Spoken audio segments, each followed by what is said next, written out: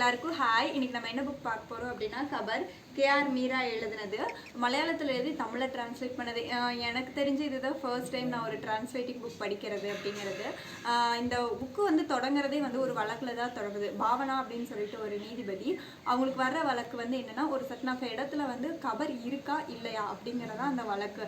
அதில் வந்து கயாலுதீன் அப்படிங்கிறது வந்து எதிர்வாதியாக வராரு. அவங்க பார்த்த ஒரு சில நிமிஷங்களையே என்னாச்சுன்னு தெரியல, அவங்க வந்து மயக்கம் போட்டு விழுந்துறாங்க. பாவனா மயக்கம் போட்டு விழுந்துறாங்க. அதுக்கப்புறம் என்ன நடக்குது, அவங்க ஒரு 2 hours அப்புறம் தான் எழுந்திருப்பாங்க. அவங்களுக்கு ADHD இருக்கிற ஒரு குழந்தை வேற இருக்கும். அவங்களுக்கு அப்போ நிறைய ஒரு இமேஜினேஷனோட ஒரு வேர்ல்டுக்குள்ளே போயிட்டு வந்த மாதிரி அவங்களுக்கு ஒரு ஃபீல் இருக்கும். அதை பற்றி அவங்க பெருசாக யார்கிட்டையும் டிஸ்கஸ் பண்ணாமல் அடுத்த நாள் சரி அப்பா கிட்ட போய் நம்ம ஏதாவது பேசலாம் அப்படின்னு சொல்லிட்டு போகிறது.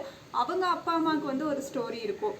அப்பா வந்து இருக்கிறதே ஒரு ஒரு ஒரு மாதிரியான கேரக்டர். அவங்க போனதையுமே சிடு சிடுன்னு இருப்பார். ரிமோட்டை கொடுக்க மாட்டார். ஐயோ குழந்தை வந்துட்டான், அவன் வந்து ரிமோட்டை பிடிங்கிக்குவான், அதை இறுக்கமாக பிடிச்சிட்டு இருப்பார். டிவி பார்த்துட்டே இருப்பார். கரண்ட் போனதுக்கப்புறம் தான் பாவனா கிட்டே பேச வருவார். இப்படியான ஒரு கேரக்டர். அவங்க அம்மா எப்படியான கேரக்டர் அப்படின்னா வந்து அவங்களுக்கு அந்த நாய்க்குட்டி தான் உலகமே. நாய்க்குட்டி ஒரு 32 நாய்க்குட்டி எல்லாம் வச்சுருப்பாங்க. அதை வளர்க்குறதுல அவங்க ஒரு தனியான வீட்டில் இருக்காங்க. இதுக்கு அவங்க அப்பாவும் அம்மாவும் தனித்தனியாக இருக்கிறதுக்கான ரீசன் என்னென்னா, ஒரு நாள் அவங்க அப்பா வீட்டுக்கு வந்து அவங்க அம்மா ஒரு நாயை எடுத்துகிட்டு வருவாங்க. எடுத்துகிட்டு வரும்போது நீ ஏன் என் வீட்டுக்கு ஒரு நாயை எடுத்துகிட்டு வர, உனக்கு அந்த நாய் முக்கியமா நான் முக்கியமா அப்படின்னு கேட்கும்போது அவங்க அம்மாவுக்கு அப்போ தான் தோணும், இந்த வீட்டுக்குள்ளே நம்ம ஒரு 30 வருஷமாக நம்ம வந்து வாழ்ந்துருக்கோம், ஆனால் ஒரு நாயை எடுத்துகிட்டு வந்து ஒரு நைட்டு சாப்பாடு போடுறதுக்கு கூட நம்மளுக்கு உரிமை இல்லை அப்படின்னா இது என்னோட வீடே கிடையாது அப்படின்னு சொல்லிட்டு அந்த வீட்டிலேருந்து வெளியே வந்து அவங்க ஒரு வீடு எடுத்து தங்கி ஒரு 32 நாயை வந்து அடாப்ட் பண்ணி வளர்த்திட்டு இருப்பாங்க. இது வந்து இவங்க அப்பா அம்மாக்கான ஸ்டோரிஸ். இதுக்கிடையில் அவங்க அப்பா ஒரு அழகான ஒரு ஸ்டோரி இமேஜினேஷன்லேயே சொல்லுவாரா இல்லை அது உண்மையாலுமே இருக்கா, பரம்பரையாக வருதா என்னன்னு தெரியாமல் ஒரு ஸ்டோரி சொல்லுவார். யோகேஸ்வரர் மாமா காசிக்கு போனார், திரும்பி வந்தார், அவங்க 2 குழந்தைகளை கூட்டிகிட்டு வந்தார் அப்படிங்கிற மாதிரி ஒரு கதை. கயாலுதீன் அவங்க வந்து ஒரு மந்திரவாதியா என்ன அப்படிங்கிறதையும் இவங்க அப்பா சொன்ன அந்த கதையும் அவங்க சேர்த்து வச்சு நிறைய இமேஜின் பண்ணி அப்படி இப்படின்னு கதை ரொம்ப டிஃபிகல்ட்டாக போகும். என்ன சொல்ல வராங்க ஏது சொல்ல வராங்கன்னு இந்த கதையில் வந்து ஸ்டார்டிங்லலாம் ரொம்ப வந்து புரியாமல் இருக்கும். நிறைய இமேஜினேஷன்ஸோடு தான் இந்த கதை வந்து எழுதிக்கிட்டே போயிருப்பாங்க.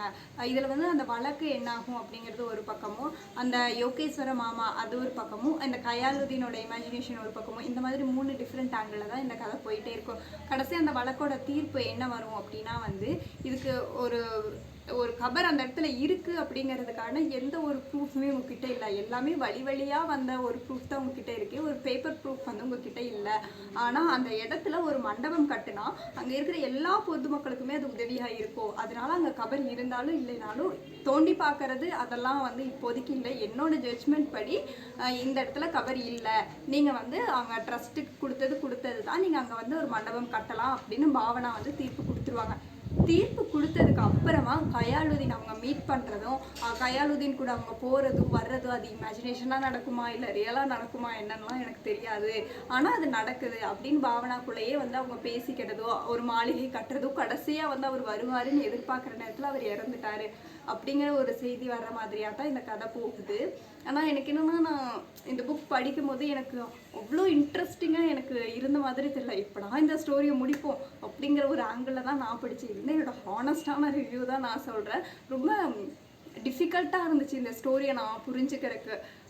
மேபி இந்த புக் வந்து மலையாளத்திலேயே படித்தா இதோட ஸ்டோரி புரியுமா என்ன அப்படின்னு வந்து எனக்கு தெரியலை. பட் எனக்கு நான் டிரான்ஸ்லேட்டிங்கில் படித்து இந்த புக்கு என்னோட சஜஸ்ட் படி எனக்கு இது ரொம்ப புரியாத மாதிரி தான் இருந்தது. கடைசியாக தான் புரிஞ்சுது. ஸோ உங்களுக்கும் இந்த புக் பிடிச்சிருந்ததுன்னா நீங்களும் வாங்கி படிக்கலாம். Thank you all.